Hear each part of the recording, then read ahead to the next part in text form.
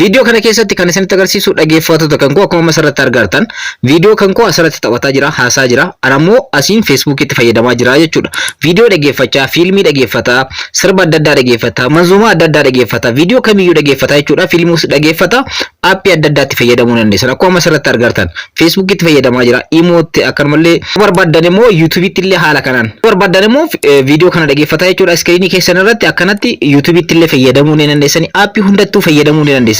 Asirratti garuu wanti isin beekuu qabdan viidiyoon kun asirratti haasaa jira, fiilmii ta'uu danda'a, muuziqaa ta'uu danda'a, ittiin bashannana aappiiwwan adda addaatti akkaataa ittiin fayyadamuu dandeessan isinitti agarsiisa. Wanta kana al tokko fakkeenyaaf Facebook keessa seenee yeroo isinitti agarsiisu fakkeenyaaf Facebook keessa yeroo isinitti agarsiisu Facebook itti fayyadamaa jira. Asirratti viidiyoo kana bakka barbaade godhuudhaan nama hojiillee chatii irratti waliif barreessuu ni danda'a akka barbaadetti jechuudha. Viidiyoo kana bakka barbaade kaa'ee viidiyoo kana yookaan muuziqaa ta'uu danda'a, fiilmii ta'uu danda'a, diraamaa ta'uu danda'a. Isa kana dhaggeeffataa jechuudha. Dhaggeeffatu kan koo aappiiwwan adda addaatti akkaataa itti fayyadamuu dandeessan isinitti agarsiisa. Viidiyoo kana akkana qabuudhaan bakka barbaadanis kaa'uu ni dandeessanii. Bakka isinitti mijate kaa'uudhaan nama barbaadaniin Facebookiidhaan, Imoodhaan, Telegiraamaan wanta barbaadaniin waliif barreessuu ni dandeessanii. Asitti garuu viidiyoo kana dhaggeeffataa, ittiin bashannanaa, fiilmii ta'uu danda'a, diraamaa ta'uu danda'a, itti fayyadamuu ni dandeessan. Assalamu alaikum warahmatullahi wabarakatuh. Ashama harka fuunee akkam jirtan dhaggeeffattoonni YouTube channelii Soofuma Rap. Bakkuma jirtanitti nageenyi kan koo isin haadha qabu jecha. Akkuma duraan dursee isiniif ibsuudhaaf yaaletti dhaggeeffattoota kan koo viidiyoo dhaggeeffataatiin akkaataa ittiin aappoota adda addaatti ittiin fayyadamuu dandeessan viidiyoo kana keessatti ni ilaalla. Obboleewwan yeroo jalqabaatiif gara YouTube channelii kanaatti dhuftan subscribe gochuudhaan gara maatiiwwan keenyatti dabalamaadha. Viidiyoo kana like, share gochuudhaan namoota baay'ee biraa dhaqqabu gochuu ni dandeessu.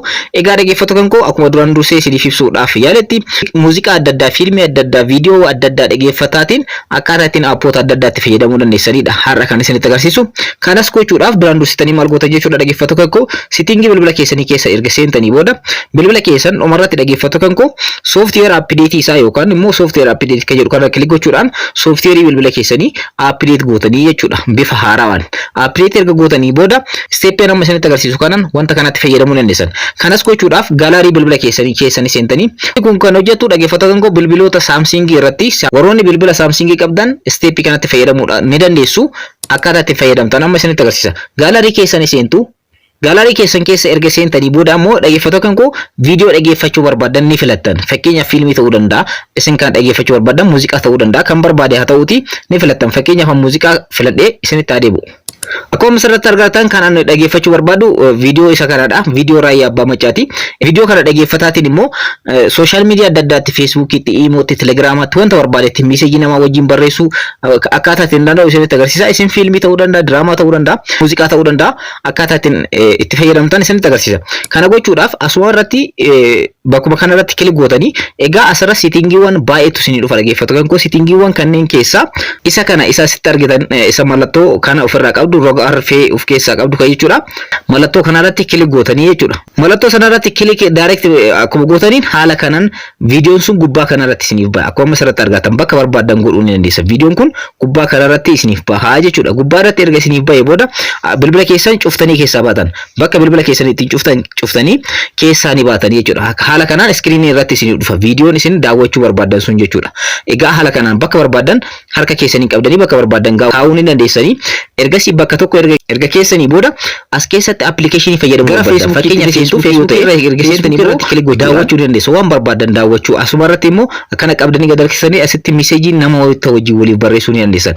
Meeseejii namootaaf barreessuu ni dandeessanii jechuudha. Akka barbaadanitti itti fayyadamuu ni dandeessanii jechuudha dhaggeeffattoota kan koo. Kana qofaa miti aappii kamiyyuu bantanii itti fayyadamuu dandeessan. Fakkeenyaaf YouTube haa ilaallu.